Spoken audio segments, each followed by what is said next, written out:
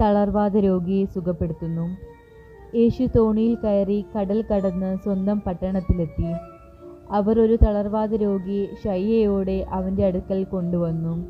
അവരുടെ വിശ്വാസം കണ്ട് അവൻ തളർവാദ രോഗിയോട് അരുൾ ചെയ്തു, മകനെ, ധൈര്യമായിരിക്കുക, നിന്റെ പാപങ്ങൾ ക്ഷമിക്കപ്പെട്ടിരിക്കുന്നു.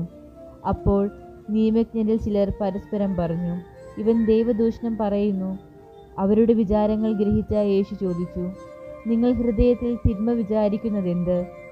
ഏതാണ് എളുപ്പം, നിന്റെ പാപങ്ങൾ ക്ഷമിക്കപ്പെട്ടിരിക്കുന്നു എന്ന് പറയുന്നതോ എഴുന്നേറ്റ് നടക്കുക എന്ന് പറയുന്നതോ?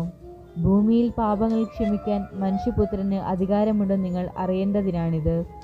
അനന്തരം അവൻ തളർവാദ രോഗിയോട് പറഞ്ഞു, എഴുന്നേറ്റ് നിന്റെ ശയ്യയും എടുത്ത് വീട്ടിലേക്ക് പോവുക.